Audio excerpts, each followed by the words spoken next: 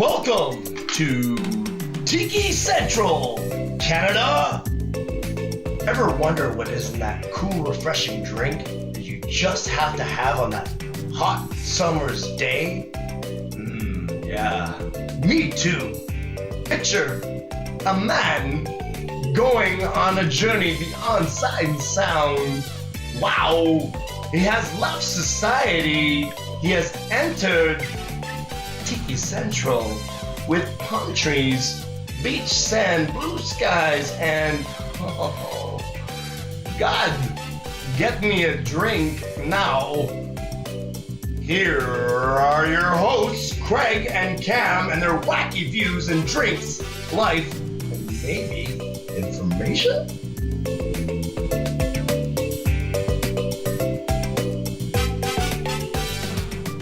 All right, hey folks, how we doing? Hey everyone. Hey, so we're back. I'm doing great today, Craig. Well, I'm talking to the folks out there. Oh, I'm sorry. Yeah, this is a show, just us me and you just in a room drinking beers. Well, fine. I'm suddenly not doing so well.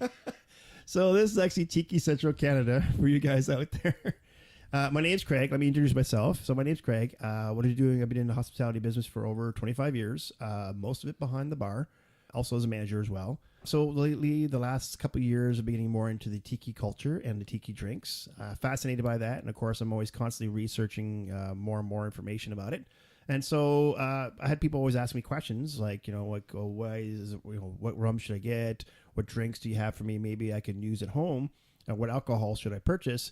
And so therefore I got to a point where, maybe I should get this information out, and what better way to do it than this way? On a podcast. That's right. So Cam, you're up. Yeah, my name's Cam. I just flew in from Toronto today. I was there on work. Well, actually, I was in Niagara Falls. Boy, are your arms tired. You took the words right out of my mouth. I stole your joke. Yeah, okay, haha. What drink are we talking about today? Oh, God. So we're talking about the painkiller today. The pink. I could actually use some of those because my neck is so stiff. Not quite the same. It's a little different. Are you sure? This is a drink. Yeah. This is in the pill form as you usually take it. Yeah. No, it's funny. Actually, I know this is not going to be related to the show, but I had a customer today that had, I kid you not, pulled out a box of pills and literally said that this is one that makes you smile, and this is the one. I left after that situation. I made it look like I had to go do something else because I was like, God. what the hell is going on here? See, these are the things that we deal with people as bartenders, okay? That be people with those kind of clientele too. Yeah, right? yeah. Not everyone's perfect clientele, like you, Cam. Hey. The perfect guest, right? Oh, that's what you meant. Okay. No, I mean, the perfect, patron, right? Yeah. Try to be entertaining and, I hope I tip reasonably well. Oh, so. yes, you do. Good. Yes. Good. So we're going to talk about today about the painkiller drink. Mm-hmm. Now, the origin of the drink is back in 1970s. Okay, so not that old. Not too far back. Right. Yeah, it's actually one of the newer drinks, I guess you could say, of the Tiki culture. Because remember the Tiki culture started in the 30s and the 40s. That was the big time it actually happened. Maybe even in the 50s. Yeah. So is this like the second generation of Tiki drinks? Right, it's like the Tiki revival. Exactly. Right. Since Tiki revived, right? In 1970. So it was actually made in a bar called the Soggy Dollar Bar in White Bay of Yost. That Joist? Yost. Like toast? With the Y. Got it. Okay, so on an island of Yost Van Dyke, which is in the British Islands, and that's actually right near St. Thomas and St. John, which is actually the U.S. Virgin Islands. Oh, okay. Joost Van Dyke, that doesn't sound like a very English name. It sounds Dutch. Yeah, so originally it was a Dutch country, and then, of course, the British came in and go, party's over. Right. Get out. Right. Okay, I gotcha. So this bar, this bar is called the Soggy Dollar Bar? Soggy Dollar. That sounds disgusting. Because you were thinking of what, like soggy? I was thinking of fries in an ashtray with a little bit of beer in it. Okay, so you've been in my car.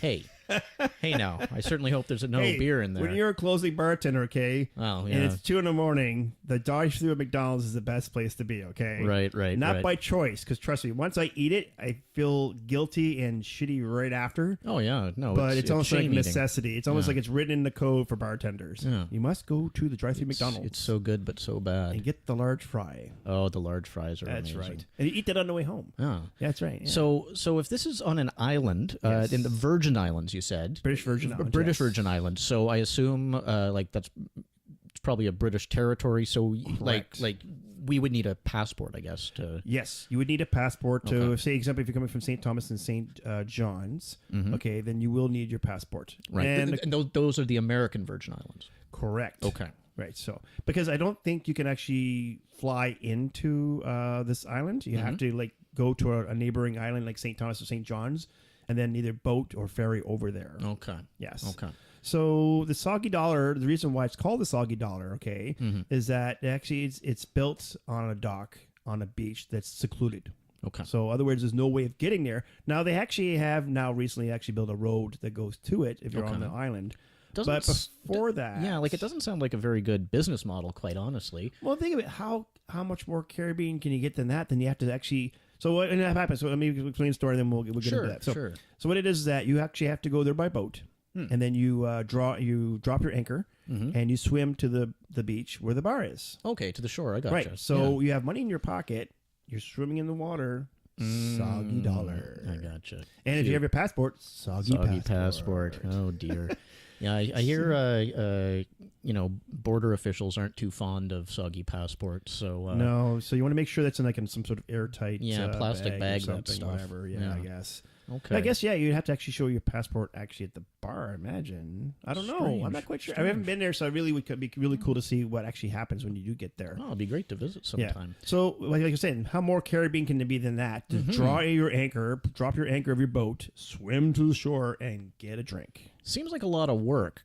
So, what makes this painkiller so special? So what's in it? in it? Yeah. Sure. So a cool ingredient that's in it actually is a 2-ounce Pusser's rum, which we talked about, which is a Navy rum.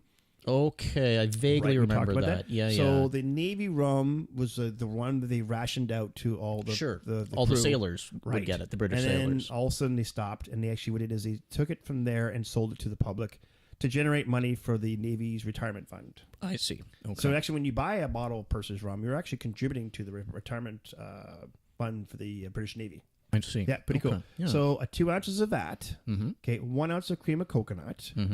4 ounces of pineapple juice. Okay, 1 ounce of orange juice. So this is a pretty big drink. It's not a little cocktail. Yeah, or it's whatever. definitely not a shot. Yeah. No, 1 ounce, like I said, of orange juice, and then a little bit of nutmeg on top, just to Wasn't get that a little bit of a little zing. little Yeah. zing at the top. Yeah, it seems like a lot Yeah, of the ratio of rum to juice is a little off in my opinion. But we talked about before. It's always going to be I 2 ounces of this and 3 or 4 ounces of mix. Yeah. Right. So No, it makes a nice drink. it's proportion. I know you would rather have more alcohol, but remember we talked about if it's a balance, you're probably going to drink more of them, Sure. Yeah. right? Yeah. Enjoy them more than if it was a little more potent. Yeah. No. right? And So, and I imagine the bar likes it that way too. yeah, we sell more drinks. Yeah, Hello. exactly. So what do? You just smash all these ingredients together, or shake them up, stir them up? Like James Bond. Yeah. Is this a James Bond beverage? Or So we actually are going to shake this drink. okay. Yeah, and the reason why we talked about before, the reason why you want to shake it is because you're taking alcohol now and non-alcoholic items like juices. And when you shake it, what you're going to do is you're actually forcing those ingredients together. They're infusing together into one basic component. Right. If you don't shake them and you just pour them into a glass, they're all different densities, and so therefore it's going to taste completely different. And also too, when you're shaking it, you're actually adding air in there, a little bit of air. You're slightly diluting it and you're chilling it down. Okay. Right. So if you just put it into a glass, it's probably not going to be chilled quick, fast. There's going to be no aeration whatsoever there, no infusion, and almost by no dilution, and other than the ice melting. I see. Okay, yeah, and you want all those Those things ingredients are key really ingredients to make blended a perfect together. cocktail. Exactly. Now, do you shake the nutmeg in there as well, or you just sprinkle that at the so end? Okay. that is basically you shake it, you pour that into your glass with fresh ice, like we talked about before, and then you sprinkle nutmeg on top. Okay. It's kind of more the aroma. So when it comes to your nose, Okay, sure. Right. No, I got you. Yeah. Yeah.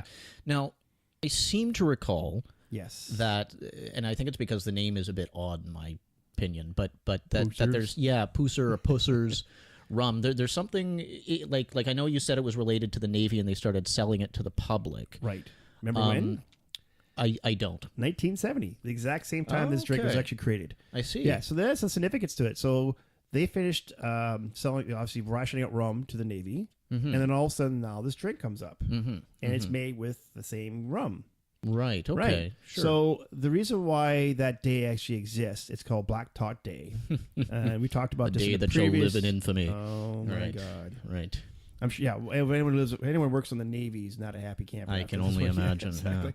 So what ended up happening was, like I said, they stopped serving rationing out rum to the Navy because the Navy was dealing with more high tech equipment on their boats and their ships. Right. So they obviously said, okay, that's it. We can't be serving out rum because that means like, hey, we don't want some guy to be pushing the button and setting up a missile. Kept spilling rum on the keyboard. Yeah, that's it. Pussers. Yes. It is an interesting name for rum, like sure. I mean, I know that the Brits are renowned for their interesting slang and that kind of thing, but you do say so. Are you saying that we have slang? Hip, hip, pollywog, give a dog a bone or whatnot. Tea, will you please? All right, so like we said, it's what ended up happening was like we said, it was rationed out before as rum. Right. Strict rum, nothing else other than that. Yeah. Then the Navy in 1740 by Admiral Vernon said, you know what, that's it. We can't operate these ships. Yeah, our lads keep falling overboard. Yeah. So what you're going to do is we're going to water it down, and it's going to be called grog. Right. Okay, I remember this. Yes. So it's a 1-to-1 ratio of rum to water. Now, who was the person responsible for this? Well, on the ship, there was a guy that was a ship supply officer or logistics officer. Sure. Now, the slang in Britain for that particular position actually is pussers. P-U-R-S-E-R. Oh, like purser. Purser. Okay, yeah, like the purse. Like he held the purse. He held the purse. Okay. So he was a person that was responsible for this operation of separating the rum and the water and putting them together, and then serving it out watering to the crew. Yeah. Okay. So he was the one who's in charge of, like, is it properly rationed out, and also he was also the one who issued it out to the crew. He's so you can imagine bartender. Yeah, like a kind of prehistoric bartender. Yeah. So you can imagine he has a bartender that he also, too, he would get some slack from, hey, well, I didn't get the right proportion. Yeah, he must have been the most beloved and most hated person on the ship. Mine's watered down. Why? Yeah. No, I mean, that must, quite honestly, though, you got to feel for the guy. You got the entire crew just basically driving you nuts, either complaining you're not doing your job right or trying to ingratiate themselves to you to, or, hey, get a little extra, more? you know? Come on, nudge. Come on. I mean, that guy must have just been a stewing, boiling cauldron of what a stressful annoyance. job. Yeah. So, well, actually, I mean, speaking of bartenders, yes. How about you? So, what are your pet peeves in what things in the bar? that drives me nuts? Or stresses me out? like in your workplace. Exactly. So one of the things that I want to mention is that I work in a pub bar, and that there's different kinds of bartenders. So there's a pub bartender, there's a cocktail bartender, there's a fine dining bartender, there's a casual restaurant bartender, and these all have different clientele and different environments. Example, like what is custom, say, in a pub environment for a customer to bartender relationship is completely different than in fine dining. Sure. And I've done that one as well. So, example, in a pub, I'm going to talk to my customers. I'm going to know their names. I got to know probably where they work. I know what their hobbies are, what their family. It's a social thing, right? Now, if I'm in a fine dining bar at a wedding or something, by the end of the event, I am not going to know your name. I'm not going to know what you do. And I have no care or clue or what you do at home. So, and that's fine. Yeah. That's in that environment. It's a bit more impersonal. So the things that pet peeve me do pertain to the pub atmosphere. Sure. And some of these are also anywhere across the board. Yeah, it would be inappropriate regardless, but some of them are maybe... Yeah. So one of the ones that every bartender probably all hates and we all can't stand is the snapping of the fingers. Because to us, that means you're degrading us. It means that, that we're not being respected as a person of equal value. Yeah, it's like servant. Yeah, it's almost like, I'm your servant all of a sudden. Yeah. No, I can understand why that'd be pretty frustrating. Although it is kind of funny because it reminds me of time in the early 2000s. I had the privilege to live in southeastern China in a city called Guangzhou for about a year. Yes. And the standard mode by which you ordered anything, by which you attracted the attention of the servers, would be to raise your arms, snap your fingers in the air, and yell, "Mgoi." Now, I'm probably butchering the pronunciation of that. I apologize. To the Asian community. Well, to the Southeast Chinese community, the Cantonese. Guangzhou is the real name of the area called Canton in China. Okay. And "mgoi" actually means thank you. Oh, okay, cool. in Cantonese. So you're snapping your fingers and you're saying thank you. Ngoy. Yeah, you're like thank you, and it's kind of like, hey, get over here. I'm thirsty, or I'm hungry, or I need some help. No, wait a minute. Remember you telling me the story, and then your dad visited you, right? Yeah. So by the time my dad visited me, like I'd gotten pretty used to it. You know, I'd been there for almost a year at that point, and it was just reflex because it was the only way to get service. Yeah. And Dad came to visit, and he got off the plane, and there's a rigmarole to get to the hotel and all this kind of thing. Right. And he comes over to visit me and my friends near my apartment, and we take him to a real authentic Chinese restaurant. We get in there and we sit down, and we look at the menu, and then I raise my hand and yell out and snap my fingers, "Mgoy!" And Dad's jaw nearly hit the floor. I thought he was going to kill me. What are you doing? It's like, I did not raise you to behave in this manner, young man. But, so rude. Yeah, it was. But that's the way it is, though, right? In that area. I don't think we were able to ever get him to try it out. Right, because, I'm sure it feels kind of weird and different, right? Like you said, it took you probably a while to get used to it. Oh, absolutely. Right. Yeah, and you feel very self-conscious at first. But in Canada, no snapping of the fingers at wait staff. Now, so what else? So another one that people think is okay, and this happens more in clubs and things like that, is the flashing of the money.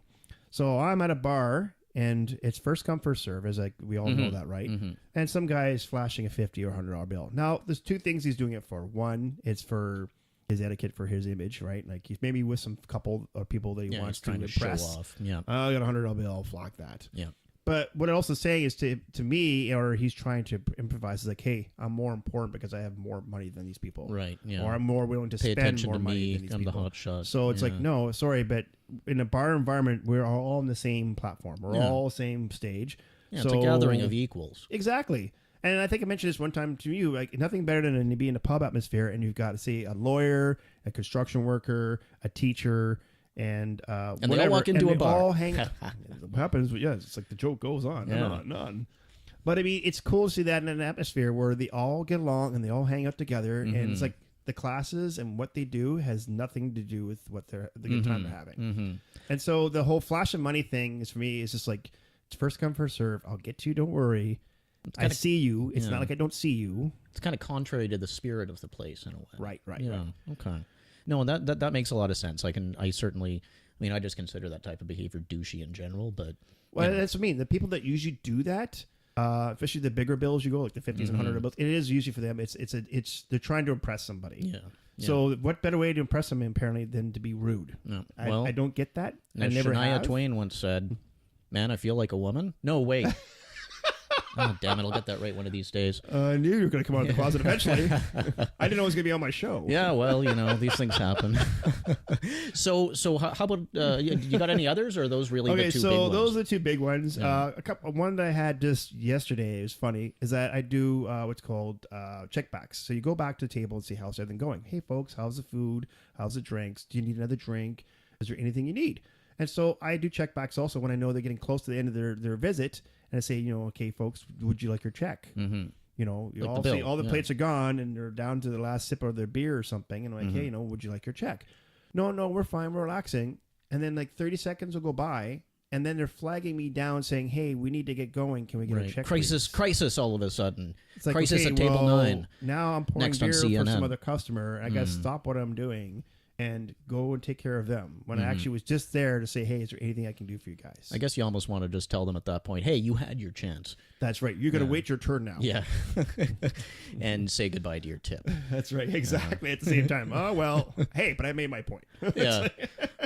Now, do you find that there's ever an issue with people asking about like what kind of like what the specials are, or like what kind of beer they have on tap? Right. Or, so I work in a pub that actually has 20 taps. And this is my next point I wanted to make. So we have 20 taps. Earl of Sussex. Arsenal Sussex. All right. On Sussex and Murray and Ottawa. Way to plug it. Hey, do what I can for my there we go. home away from home. You're not getting free beer for that, by the way. Okay. Not yet. Not yet. Here we go. Yeah. Well, you tell it to Ryan and see what he thinks, okay? Yeah. I'm sure he's going to go along with it just fine. But we have 20 taps. So I sit there and I tell someone at the table. Now, this happened just the last week. I had 5 people at this table. And the first person, what beers do you have? Now, first thing I do is when I go to a table, I lay out all the menus and the first 2 pages of all of our drinks, which also has the list of all of our drafts. Mm-hmm. Okay. and then I tell them the next 2 pages are our food. So well, not to mention also that all the taps generally have the names of the beers. yeah, on them. I you know what, this is weird. So women will look at the menu, at the list of taps, and order from there. So many men, I can give them the list and a menu, but they have to look over at the taps And scan and them. recognize. Oh, I recognize that tap. That's the one I want. Like, you know, example, if you like Stella, oh, there's a Stella tap. I'll have a Stella. Right. But it's listed on the It's list. right there. It's yeah. oblivious in the menu, like they can't read it. You know what I mean? Well, do you I have mean- Stella? Well, it's right there in the menu. Oh, I see it there. Yes, that's right. You do. You have Stella. That's right. It's more point and click. Yeah, yeah. Yeah. So high tech. Yeah. Because that's what we are right now. Yeah, Oh, boy. yeah, real high tech. So, anyways, but it drives me crazy. And this happened. Like I said, these 5 people came in, and I told the guy the whole list. Like, not only did I point it out on the menu, but I actually gave him the whole list of all the taps we have. Okay. The person who's beside him is either was either A in the conversation or B was just occupied with something else. Sure. Head in the clouds. Yeah. Next thing you know, hey, so can you give me a list of all the taps that you have? It's like, okay, I just told 20 taps to your friend here, No. and I told you it's in the menu. Yeah. Do I really need to go over this again? I wonder if they could ever bring corporal punishment back, but like to bars, you know, for the unruly customers who aren't paying attention. Just bring out the paddle and Exactly, yeah. go to town, you know. Oh, like what I love too, like, and this happens actually in my other job as well. It's hilarious is that the food comes out okay, and so if someone ordered, say, lasagna. This is an example, okay? So someone orders lasagna, everyone else orders something completely different, like say chicken, whatever, blah, blah. So I get to the table, and I usually remember who had what. Sure, But yeah, but not, sometimes if it's not my table, well, first time, sometimes actually other servers bring out other servers' tables food out. Of course, yeah. So there's times where I brought out, like example in this situation, I brought out somebody else's food. I didn't know where it went, so I asked, okay, so who had the lasagna? Now the guy that's supposed to get the lasagna is seriously looking right at me. Sits there and thinks for a second, like he doesn't remember what he ordered. Right. And then realizes that everyone else is shaking their head no, and then he realizes that, oh, I had the lasagna. must have That's been me. right. Yeah, process of elimination. That's right. Yeah, well, I mean, That's a good one too. I love that one. It's like, Yeah. really, my hand is burning on this really hot pot. Yeah. And- Please, sir, take your time. But Yeah, you know, yeah. I guess it's a good thing that you don't have to pass an IQ test to get into pubs, eh? Apparently not. We should. Here you go. Yeah. Is this a square or a circle? If you can't Fail. get that, you fail. You can't go. Yeah. in. That's it. All right. You're not allowed to drink. Yeah, you're already drunk. That's it.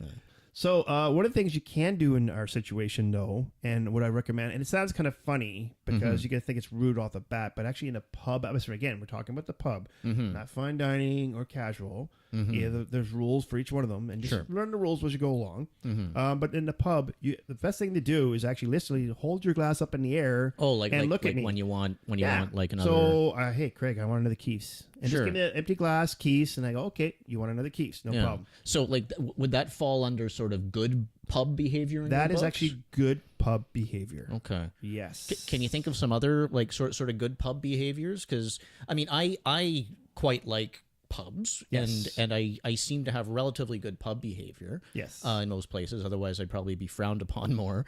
But you know, I'm not. It's not something that's thought out on my part. It's just that's how I behave in pubs. Yeah.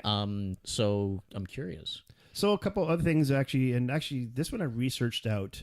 You know when you take a shot, okay, at a bar, and then you hear some people tap it twice on the bar, Right. like tap tap. Right. So I researched because I'm like, I kind of want to know where did this start. Yeah. Okay. So when you have a shot and then you tap it on the bar, it actually was back then a thank you to the bartender for serving you. Isn't that interesting? It's kind of like a compliment, like thank you for your service. Now, this actually also brings me back to China. Seriously. Yeah. One of the ways, now, of course, like I was living in Guangzhou, and I did not speak a lick of Chinese, or either Mandarin Still or don't. Cantonese, and I really still don't, unfortunately. But one of the ways in which you would indicate thank you Yes. to your servers or bartenders would be to take your index and middle finger Yes. and stick it up their nose. No, I'm joking. Ouch. And I'm not working there. yeah, no, and just with them put together, Yes. you just tap the bar twice. Just tap, See, there you tap, go. like So that. it's international then. Yeah, it's So interesting. tapping the bar with either a glass. So you said the fingers Yeah. it's a compliment to the bartender. Like, thank you for your services. Mm-hmm. And that actually, I didn't really know that one. I mean, of course, in my entire life, I've seen it 1,000 times. Yeah, but it didn't. I didn't really. Yeah. Log. I'm like, okay, it's just they would tap it in their glass. Yeah. But actually, no, it actually does mean The like origin is a compliment. thank you. Yeah, Oh, thank neat. you.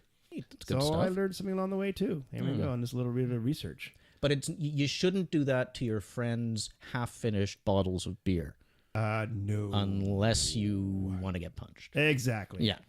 Yeah, because how many times have we seen someone do that? Right, you smash your beer Bang, bottle, bang, overflow. and then all of a sudden it overflows. Yeah. exactly. It's yeah. hilarious. That's a until good you way. get If someone punched. pisses you off, that's a good way to get them back. Yeah, absolutely. Real quick. Absolutely. That's an instant, F off. Yeah. Although I have to say that getting back at people if you or they have been drinking, Probably not a good thing. probably not a good No, thing. because then it starts a fight. Yeah, bit of a word of You caution. get kicked out of the bar, Yeah. and you're not coming back. No. Now, actually, I think that brings us to our next segment. Cautionary tales. Wow. Cautionary tales. You got it. Oh man, yes. So this is gonna be a cautionary tale that goes back to when I was actually 21. And we all kind of done that when you first are legally allowed to drink, right? And then you're going to a bar, or sorry, not a bar, but you're going to a party, like a house party or something, Sure, yeah. right? So we all go out and buy that one bottle of spirits, be it vodka, rum, or gin, or something, Absolutely. whatever. I Right? used to mix gin and cream soda. So there you go. Ugh, what the hell was wrong What were with you me? thinking? Oh my god, Not very much, and not that for couldn't very have done long. too well on your stomach. It actually went down remarkably smoothly.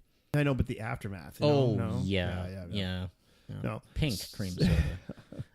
That's another cautionary tale. We've already done already. Hello, it's my turn. Yeah. So anyway, so we all bring that one bottle of spirits to a party. Sure. And just like I said, I was 21 at the time, and it was New Year's Eve, and so we were going over to this new guy that's part of the gang into his house, and he was a rich guy. His family was very well off. Okay. And of course, he's one of those guys that didn't really appreciate what he had given to him. Right. Like he didn't respect that, his parents Didn't spent recognize thousands his and thousands privilege. of dollars, Yeah. and that is really a big deal. And not everybody else had the same kind of. Exactly. Right. Yeah. That we're not all in the same boat, right? Like you're amazing. So in this situation, they had really redone their kitchen. Probably spent like $10,000 to $15,000. No, remember this is back in the 80s. Dear God. I know. I just brought out how You're old dating I am yourself, now. pal. There you go. So anyways, so he brags about this whole kitchen and all the different features and things like that. A 6-burner gas stove, which back then was pretty cool. That was because back then it was the old frankly. electric coil thing. Yeah. No, I mean we had those even in the aughts. Yes. We had coiled stoves. That's right. So the gas stove is a pretty Pretty cool thing. fancy. Yeah. So we all, like I said, had our spirits, and what we decided to do is that for the first hour, we're going to do shots every 10 minutes, a round of shots, and whatever you had in your hand, that's what you shot. So I shot rum. Okay, right. And somebody else shot vodka, somebody else shot gin. Ugh. And then chase it down with beer, and then every the next 10 minutes, and then do it again. You had the better of that deal. I did say, for sure. Yeah. Well, here's where the cautionary tale comes in. So my buddy Jeff beside me buys a bottle of vodka, trying to be show off and say, "Hey, I got vodka." To find out Still that better to shoot first vodka shot, than gin. Just saying, but we already mentioned that before. Yeah. But I mean, so we do the first round of shots, and Jeff takes his first shot of vodka, and realizes that he doesn't like it, and he's not going to be able to do it because he's doing the whole squint eye and smooth. Yeah. That's a bad sign when it's your first shot. So he's looked at me and he's like, "Craig, I can't do this, but I don't want to look like a weenie. So is there any way maybe I could pass my shot off to you each time we do this, and then you can just take it for me?" Okay. So I, being a really good friend, and hey, Oh, yeah. here for my friends, Of course. sure, Free booze. why not? Yeah. So every 10 minutes we would do a shot, and then we'd chase it down with beer. Right. So So you were doing 2 shots to everybody else's shots. 1. I was and doing you were rum mixing rum and vodka. Now, this is back then when I realized that vodka is not my friend. So I did by the end of the hour, I had now done 5 shots of rum, 4 shots of vodka, and about 3 beers. Oh my God. Yeah, what a mixture in my stomach. Ugh. This is what happens when you're young. You just don't clue in, well, right? no, and you don't have you think you're being tough. Yeah, exactly. Yeah. So to help out my friend in the process. Oh, yeah, whatever, you're of helping out a course. buddy, Yeah, right. whatever. So, anyways, when it happened was that, well, my stomach said, that's it. Party's over. Everything came out. Screw you guys. Projectile vomit. And remember, we talked about this before. Yes. Projectile vomit across this brand new, shiny kitchen with the 3-burner stove and the wood paneling on the counters. Oh, no. Yeah. And if there's one thing wood paneling likes, it's stomach acid. Yeah, exactly. Oh, dear. So we got kicked out of that party. Okay, that was quick. the aftermath. Yeah, we're like, party's over. You guys get out. You bunch of jerks. I have to clean up your mess now. Yeah. Now, did you... it was funny because I felt bad, but then a part of me going, wow, you should have been bragging about your brand new kitchen. Hey, you got what you deserve, pal. That's right. So did you guys ever speak again, or was that the end of No, I think that was probably it for because that was his first interaction with the gang. So I was in trouble, and then I told him, or someone told him, that Jeff didn't drink his vodka, and that's why I got sick. Right. So then Jeff was not cool with him, and just on and on. And eventually we just deteriorated from there. So that is a cautionary tale. Yeah. And so a couple things you want to learn from that is, one, don't help your friend when it comes to drinks. Never help your friends. Don't mix if you can avoid it. And 2, know what spirit is good for you. Good, not good for you. Okay, sorry, no. I mean, that is in your palate. Yes. Okay? Yeah, that works with your body chemistry, let's say. Yeah. Okay, so like... Know what you can handle. I'm sure you've heard this 1,000 times. People are like, oh, let's do tequila. And well, can you drink tequila? No, but let's do it anyways. Yeah, that's always a great It's move. like, well, why are you shooting tequila when you know that your body's not going to want to take it? Yeah. Not a smart move. And let's eat a bunch of macaroni and cheese first. Where did that come from? I don't know. I just... How did Katie... Is Katie paying you for some sort of like plug or something? No, Wait a minute, I didn't see promise the contract. Yeah. No, I promise you no, but no, I just thought that would be an interesting... Did you know? I did not.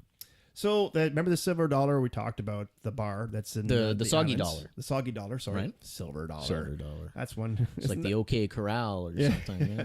So the soggy dollar bar actually has this internationally well-known game called the ring game. How do you play it? Okay, so what it is that on a ring is attached to an end of a string. Okay. Okay, the string is attached to a branch on a tree. Okay, and when you say a ring, like are we talking Just like a regular, like maybe 2 or 3 inches in diameter ring? Okay, so it's not like a ring you wear on your No, finger. not in your finger. No, Okay, not a wedding ring. No, I'm gonna toss that thing ashore. Yeah, remove it when you get to the bar. That's it. Remove that ring when I get to the bar. All right, I'm a single guy now. Yeah. So okay, so you got a ring on a string. Ring on a string, which is attached to a branch. Okay. Now, on that tree of that, where the branch is, right? On the trunk, you can attach a hook. Okay. So what it is that you're a certain distance from the tree, you grab the ring, you swing it towards the trunk, and try to catch the ring onto the hook. Okay, I gotcha. Yeah. That makes sense? Yeah. I know it's kind of hard to visually explain it. I understand. So yeah, the ring is sort of operating as a pendulum, right? But then there's a little hook, so you need to get like the right angle and the right like power and momentum. Exactly, and that kind of thing. to get on the hook. Now, it's not as simple as it is. It is not. Yeah. Okay, so now no one really actually knows how this game started, but one of the things in my research I found on several sources was that there's a claim that Blackbeard and his crew would actually play this game, but would use bones of their prey, like people that their victims. Oh, God. And then with a noose made of hemp and played on the decks of their sailboats. That's really disturbing. I know.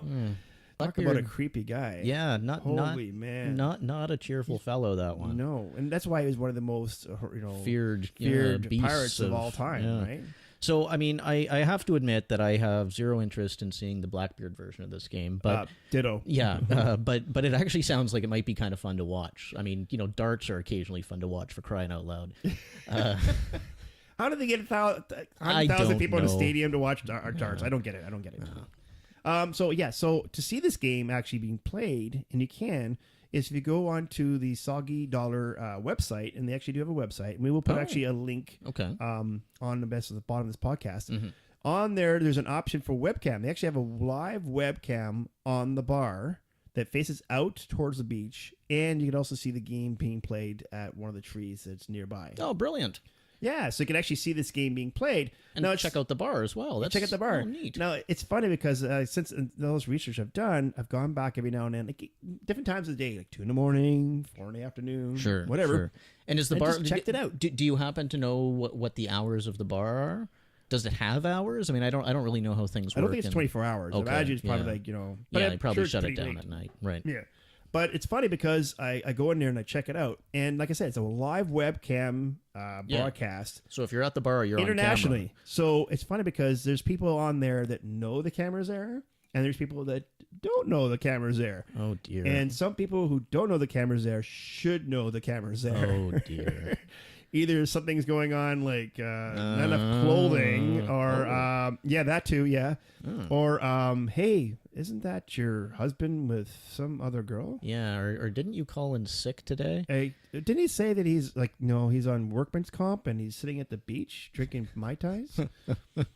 Dangerous. Yeah, so you have to be careful. Yeah, well, I'll have to remember that if I ever make my way there. It'd be great just to remember go. to wave, and I'll be checking you, make sure to see if you're there or not. So, well, and I definitely want to play the game. I can't say I've Yes. ever played a game like that. Well, I mean, I played like quarters and that type of thing. Right. As a younger person, what did you? What was your game of choice? My drinking game back in the 80s. Again, I'm just exposing my age of all kinds here. Yeah, I know. People are like, wow, you were born in the 80s? No, I was in the before drinking time. in the 80s. That's in the sad before part. time, Exactly. folks. So the game that we played back then was called Caps.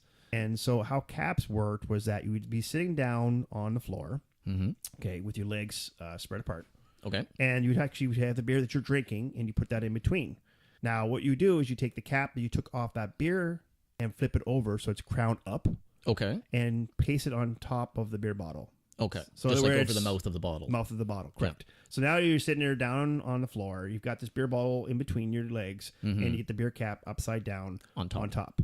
And what it is that now there's another person across from you who's facing you doing the exact same thing. Okay. And so what you do now is you take another cap, not your cap off your beer bottle, but another cap, Okay. and toss it A towards third theirs. cap. A third cap. Okay. Wow, the mystery cap. And toss it towards theirs and try to knock their cap off their beer bottle. Now, if you do that, they have to drink. Okay. Okay. Now, there's Like, another. so it's like you got to take a swig. sip. A Okay. swig, Yeah. yeah. Okay. Okay, so what ends up happening now is that every single time that you both knock each other's off, so in other words, you've hit me and I've hit you. Mm-hmm. It doesn't matter if it's like I've tossed towards you 3 times and eventually knocked yours off, and then you toss once and knock mine off. As soon as there's an equal amount of times it's been knocked off on both sides, Okay. you move further and further away. So like for example, if you knocked it off twice, and I didn't knock it off at all, And then we eventually would- you knocked it off. and then I knocked off Yours, one, then we we move would back. move. Okay, I got so you. the game gets further and further apart. Now, here's Greater the cool distance. thing. It's more challenging. You're probably getting drunker as you play this. Yeah. So a strange thing for me is like things like caps in this situation, Mm-hmm. or pool or darts. The more I drink, the better I get. It's strange. I don't know why. Maybe because I'm more relaxed, I guess, or whatever. Yeah. So I would actually get better and better as further and further away we got. Isn't that interesting? Yeah, or it could just be, a function of practice makes perfect. Yeah, exactly. After I guess 100 throws, oh my god, my arms like ready to fall Yeah. off. I'm just gonna drink this beer. Forget it. We're not playing the game anymore. Yeah, no kidding. So what about you, Cam? What was there any sort of drinking game that you did in particular? Oh yeah, well, like I often drinking games would come up. Like it was really sort of when I was in university and I was in like a social skiers club, but it was Okay. really, we go out and party and have a lot to drink, but we'd also go on sort of week-long ski trips, during cool. like spring break or whatever. Right. And as sort of an icebreaker to get to know people, either on the bus, because we travel up in a Right, big bus, right. or once we'd reached our destination. So there was like how many people? Like you say, example in this group. Well, it varied. On some of our larger trips, we'd have upwards of maybe 80 people. Wow. But Holy the smokes. smaller trips would be maybe 25, 30 people. That's still quite a bit. Yeah, it's still a fair number. And so, you'd have your core group of kind of club members who all knew each other, but there'd always be a whole bunch of new people on the trips, Right, that you didn't know, right. Yeah. And so this was a good way to just kind of loosen everybody up. Break the ice. Yeah, and so the game was called Never Have I Ever, or yeah, I think that's what it was called. And basically, you can remember anyway. yeah, and essentially the idea is that you'd all sort of sit around, don't need to be in a circle or anything, and one person would start and say "Never have I ever," and then say something that they either have or have not done. So it doesn't have to be the truth. No, it does not have to be the truth, okay? It's almost more like you're throwing a test subject to the See group. how they respond. Yeah, so for example, I could say, never have I ever Now, typically this game starts off relatively tame and gets kind of naughty kind of quick. I can see that. Yeah, but, it might start off with somebody saying, never have I ever visited the United States. Right. And so if I have visited the United States, you then take a drink. Okay. Okay. Got it. So, I mean, you can sort of game the system if all you want to do is drink by just being truthful. Yes. Or by, like, always saying something that That's you've a done. statement Because instead then, of a well, fiction, no, right? yeah, you'd say, never have I ever gone to the bathroom. Oh, better drink. Oh, Everybody everyone's drinks. gotta drink now. But, Never ever been to jail. All of a sudden, everyone's like, yeah, I got to drink now. yeah, everybody drinks. So when the idea is that, you play the game, people loosen up, but they also get to know a little bit about each other, and it degenerates fairly quickly. It's somebody at some point is going to say something along the lines of "Never have I ever peed in a swimming pool," and it's a little bit taboo. And it starts getting a little more gray. Yeah, okay, and then it gets I see. Then it gets worse and worse. Yeah, something that we obviously can't talk about on our show because this is an all-listener show, this is right? for so everybody, yeah, but we got to be careful with. yeah, if you've seen American Pie, I think you can figure it get out. the gist. That's right. Yeah. Okay, so quite the party. Holy jeez. Yeah, no, it was a good time. Let's go on to mailbag. Ah, yeah, no, and I've got a letter from or an email, I suppose. Well, I printed it off for you, so that Yeah, was like, dear Cam, you're my favorite. Yeah. Well, hey. Smart lady.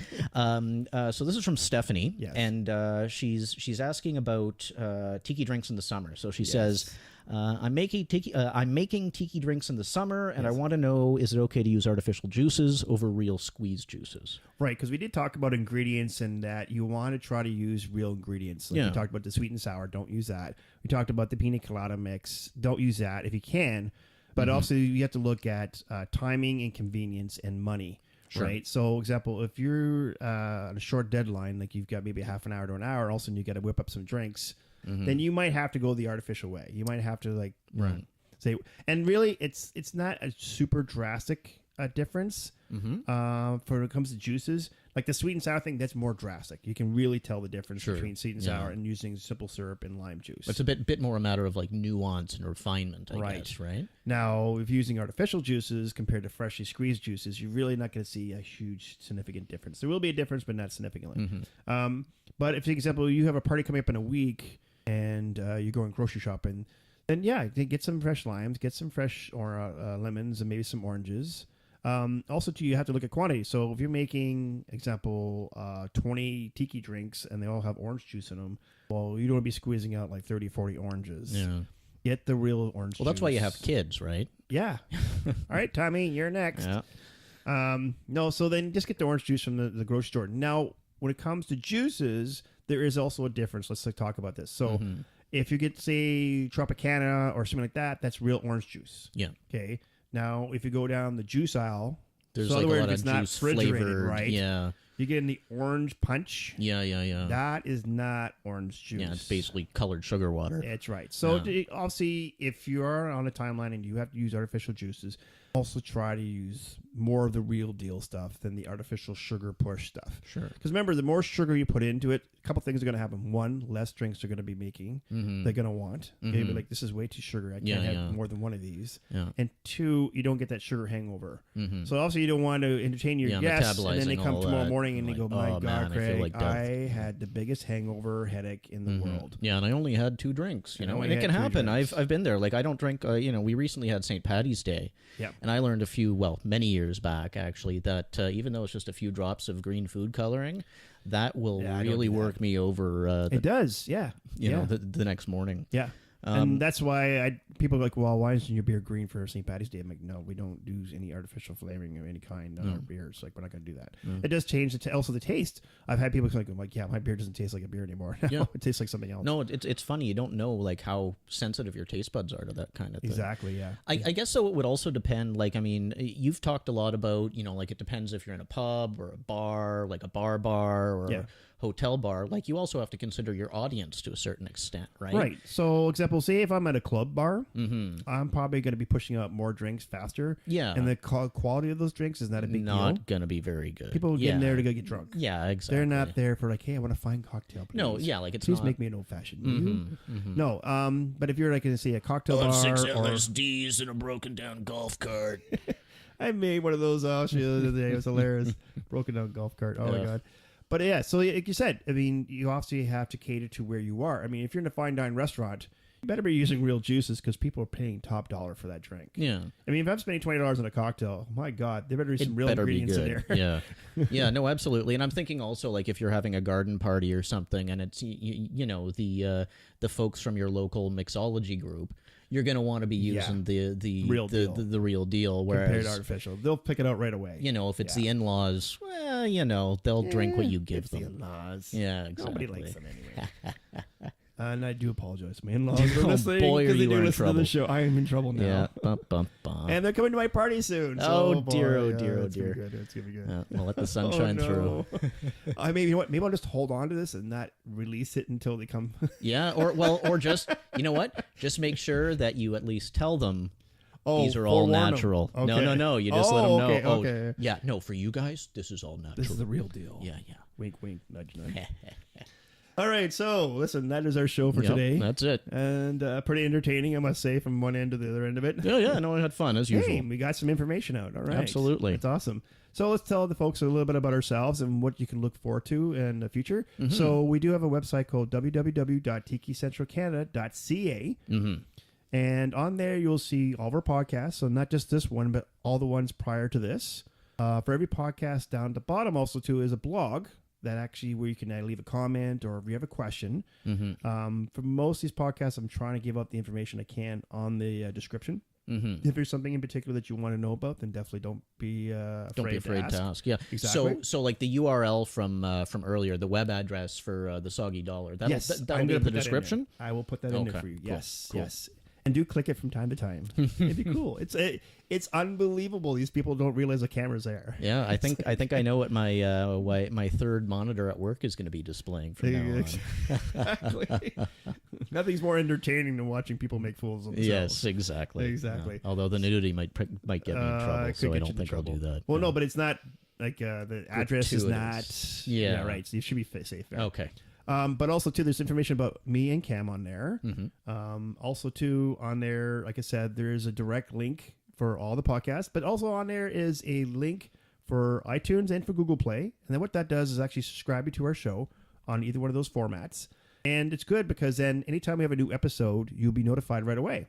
And so therefore, you don't have to keep looking for us. We'll just pop up in your email. And yeah, and I mean, Hi, and it's it, Greg and Cam. you know, like you said, it helps our stats, and that's Yeah, so we get to know like who's listening and how many people are listening. You know, not just my parents.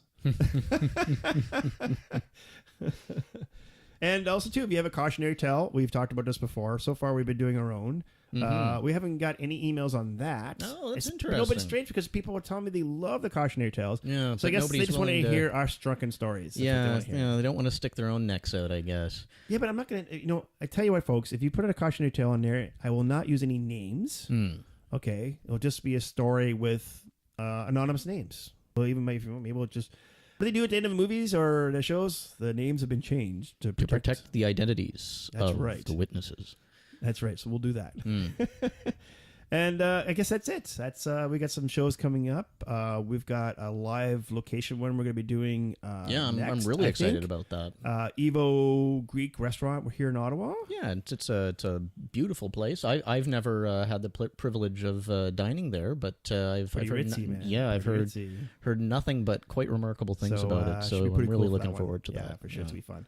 All right, folks. So listen, we're going to head off there and go make some drinks. Yeah, I am parched. Parched, yeah.